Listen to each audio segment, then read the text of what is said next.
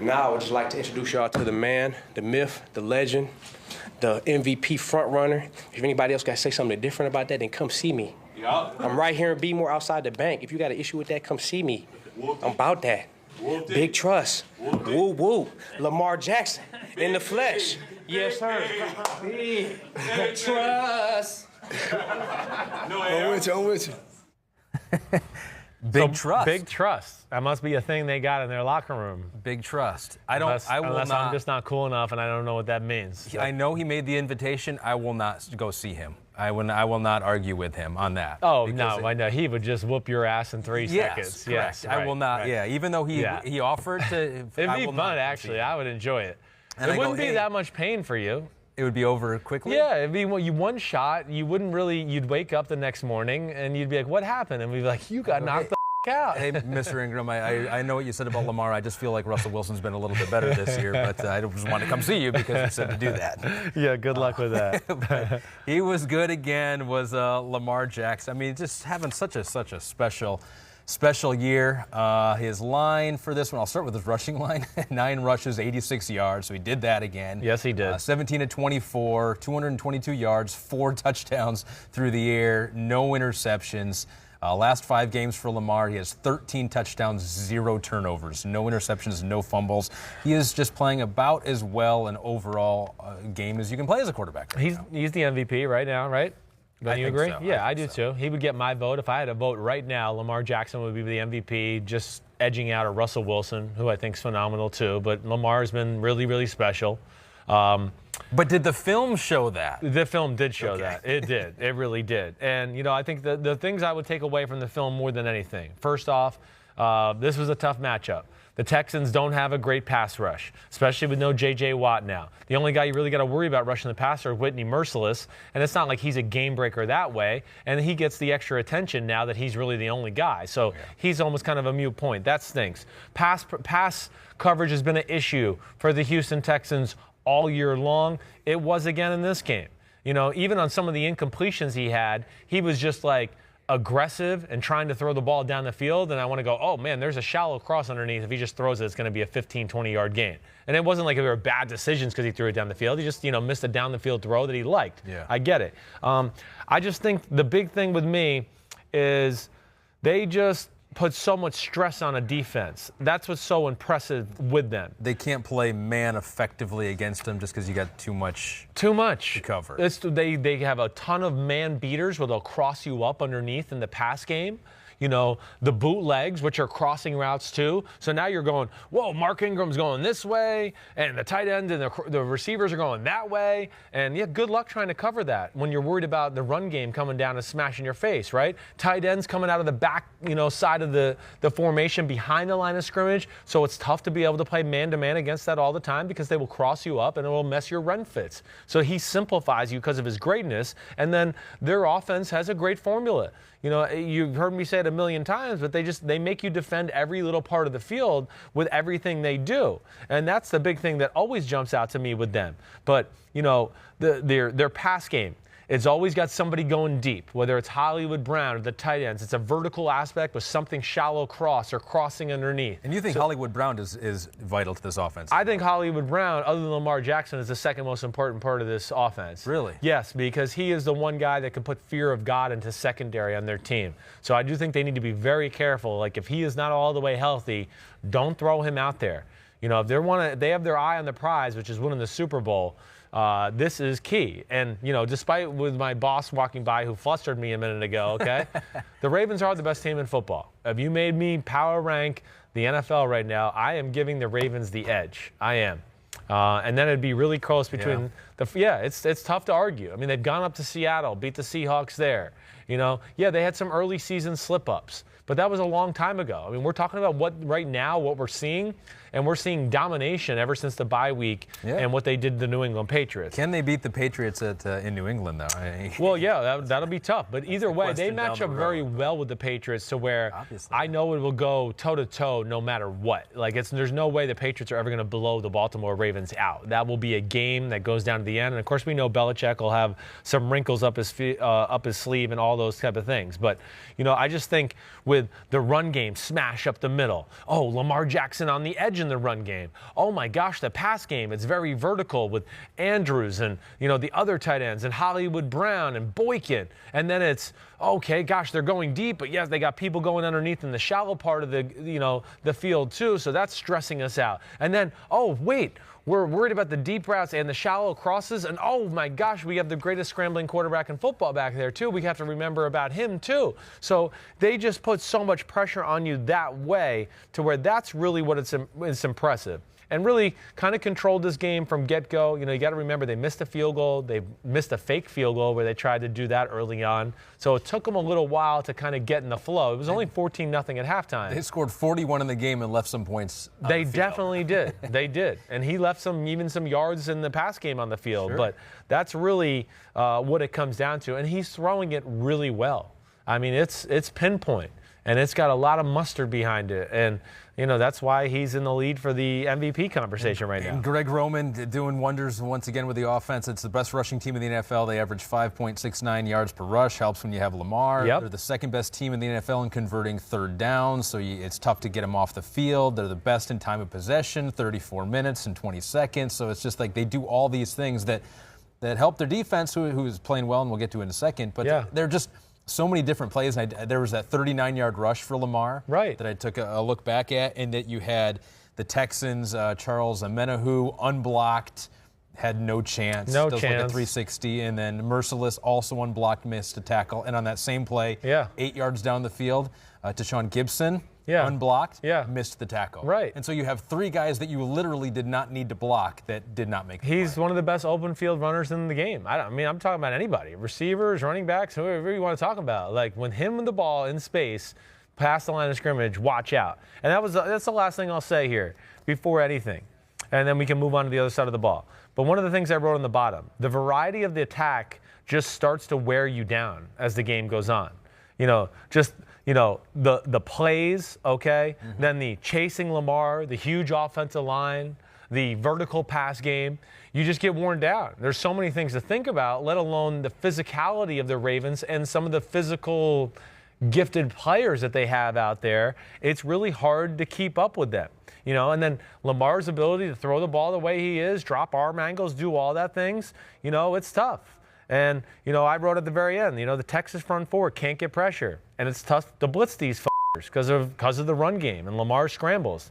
They will block it up and take shots, too. So you get caught in a blitz, and all of a sudden you go, oh, damn.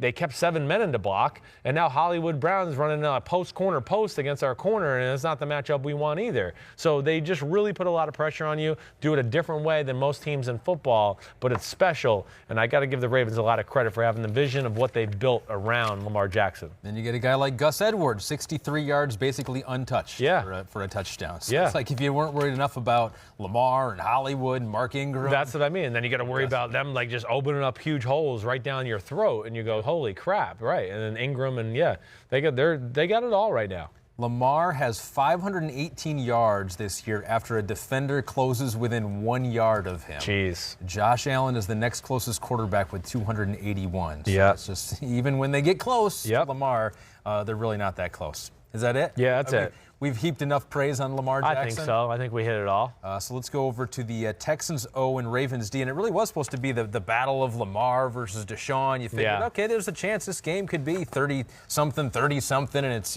coming down to the last possession. The Texans offense just never got going here. Deshaun had 18 at 29, 169 yards, no touchdowns, 1 interception, was sacked 6 times. Yep. Carlos Hyde had the 1 touchdown run on a 41-yard, but other than that, I mean, they had nothing going. Give the Ravens defense a lot of that. What did the film show on this? Well, it's hard to run the ball on the Ravens because they're huge up front on defense too. So that's the first thing. Yeah, it was a disappointing performance by Deshaun Watson. I don't think there's any denying that. All right, first career regular season loss by more than 1 possession. Yeah. Watson that's right. I've always heard that. I'm thinking in high school he ever lost a game by more than 1 possession. Right. That's how long his happened in the playoffs against the Colts last year. Yeah. Okay, you're right. I forgot about that. Yeah. So we don't count that. That didn't matter. I know. Usually stats don't. Yeah, such a small game. Didn't really matter. I will say this. If these two teams do play each other again, the big thing that the Texans will need is they need a healthy Will Fuller. All right. Because the first thing, like we talked about with the Patriots, the Ravens, what makes them special is their secondary.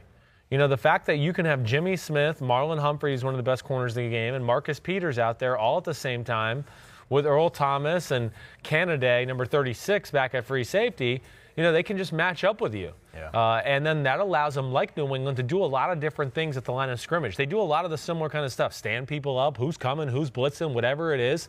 And the biggest thing I thought more than anything, and where Deshaun Watson, I really think, struggled, he panicked in the pocket too much in the game.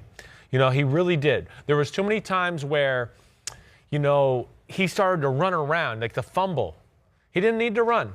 Just stand in there, shuffle, stay in a good throwing position like you see Brady and Rodgers do. He's going to have DeAndre Hopkins coming across the middle. He's wide open. They're going to get a 20-yard gain. But I just think he tried to make a little too much happen yesterday. There was too many times, there was a few too many throws like that where I said, man, just don't look for an alley and run. Just kind of stay there and shuffle and move out of the way, because there were some plays there to be had. But I think he saw people and he saw a gap, and he thought, oh, I can get there. But they always had somebody there for him. There was always a linebacker there spying him, or somebody coming off a loop twist that was there to get him. And the big thing is, I think more than anything, where they really slowed down the pass game, is they didn't rush him. They did not rush him. This is something I really learned from Rodney Harrison and Coach Dungy over the last few weeks when we did some of our Sunday Night Football stuff. They didn't let their defensive ends go past Deshaun Watson, right? So think about Deshaun Watson dropping back to pass. He's 7 yards behind the line of scrimmage, right? They didn't fly upfield and go around him to now where he can escape either way. Their rule, and what these guys taught me, especially Rodney, is don't ever go past him. Kind of push the pocket and always stay even with him, because then if he tries to shoot inside you, you can engage and there's not a huge hole there. If he tries to go outside you, around you, man, you're going to make him really have to loop around you to get out there and make the play. I thought that was one of the keys to the game, let alone they confuse their protection a bunch, just like New England does. There's 6 guys standing up. It's who's coming, who's going, who's dropping, I don't know. And, the Texans are a little inexperienced and young on the offensive line, and they screwed up pass protection a few times. And that, ultimately was the big thing, because Wink Martindale, the defensive coach for the Baltimore Ravens, he's one of the best in the biz. He is. He learned from Dean Pease, and a lot of what he's doing. And Dean Pease came from New England. So there's a lot of similarities to what they do on the defensive side of the ball as to what the Patriots do, too. It's interesting, too, because the defense does seem to come up big. Yeah. And I looked at some of the numbers for them. They're 14th in the NFL in yards given up per game, which is middle of the road. They're 20th on a per-play basis, which is telling me that offense definitely is helping out the defense. Yes. Time of possession for the Ravens. They're aggressive, and they will leave you some chance because they'll play some man-to-man. So, on a per-game basis, they're 7th against the rush, but on a per-play basis, it's 20. And so the defense, while good, has benefited, I would say, a significant amount from how good that offense has been and how many big leads they've gotten out to, too, and made some teams one-dimensional. I think that's definitely true. And, I think also, too, some of those stats are probably skewed from some of the early season struggles. Sure. The Kansas City Chiefs moved the ball on them. The Cleveland Browns had a huge day on them. Yeah. So I think some of those, too, skew it a little bit. Yeah. They also had to play Russell Wilson and company where they got up to a huge lead, and then you play prevent, and that lets up a huge bunch of pass plays, too, where you go, but we were winning 30-9. Mm-hmm. But we let up 200 yards in the last 15 minutes of the game in passing. Sure. So sometimes those can be skewed, right? Yep. Of course, Brady and company threw the ball well on them, too, at moments, but they made the plays when they had to get off the field or force a turnover, and that's the way they are. And, of course, they don't let you score a whole lot either. I think they're a team that has just gotten better here as of late. The last 5-6 weeks, they are a team that is truly on the rise and special that way. And you got Peters hooking up with Hopkins. I'm interested. What do you think of the year Hopkins has had so far this season? Hasn't been huge. No, it has not been huge. He's a little bit like Michael Thomas, to where it's not going to be about always big plays and he's going to catch the ball short and just weave through people and make you miss and go for a 70-yard touchdown. That's not his game. His game is catching tough balls over the middle, 50-50 balls, back shoulders. That's what he really does. He's a good route runner. He works the middle of the field. Teams are taking him away right now. They understand that he's the go-to guy. And, they switched up on him with Marlon Humphrey and Marcus Peters. And I couldn't really get a beat on why why on one play it was Humphrey and why it wasn't Marcus Peters. If I had more time, I would have sat there and tried to figure it out, but I don't work for a team anymore, so I'm not going to sit there and figure it out. But either way, they were taking turns on them. And, you know, I think those are the things that jumped out to me more than anything. I do think that the Texans, their offense has to open up with more schematic plays. You've heard me say that before. I'm going to say it again. They need more man-to-man beaters. They can't let man-to-man coverages beat them that way and just think, oh, we're going to run post and go routes all game. No, if you're just running post and go routes, that's what happened to like the Kansas City Chiefs when they hit the lull. They started to lose games. Yeah, you could just play man-to-man because if you ran next to them, you were kind of covered. As long as they didn't just blow you off the box and like, whoa, Tyreek's gone. If you just ran with them, you're covered because there's not a lot of route running. And that would be my issue with the Houston Texans. And you know, the other thing is that Baltimore really does, and I'm a big proponent of this, they always have somebody there for the crossing route, always. So even if they blitz, they have a linebacker there to where, oh, you want to run a shallow cross because you think you got pressure and there's an easy place. No, there's always a linebacker there to, oh, here comes a shallow crosser, and he knocks him out of the way, or if he catches the ball, he's going to get crushed as he catches it. And those are the little things, again, New England does, that make things really tough on an offense. I know we've given love to this player before, but he's having a really good year, and it just keeps continuing. Number 99 for Baltimore, Matt Judon. Had 4 hits on Deshaun, 3 tackles for a loss in the game. 2 of them were sacks, 1 forced fumble.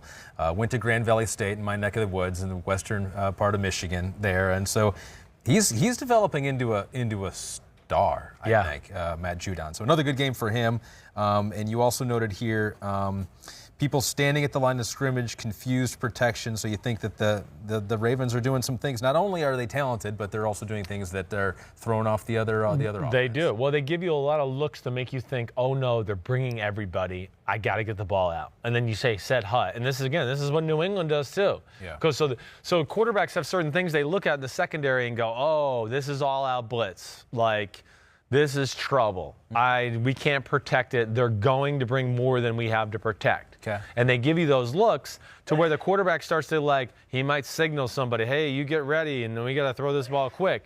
And then they drop people out of there, and they play some funky zone coverage behind it, and you go, wait, oh, they only rushed 4 or 5. You screwed me. You screwed me, and I called some things to go against the blitz, and now I have nowhere to throw the football. You look like an idiot. And they keep you on your toes with that, because then the next time you think, oh, they won't really come this time, and they all come. And then, you know, they run through free too. So that's kind of the beauty of what they're doing right now.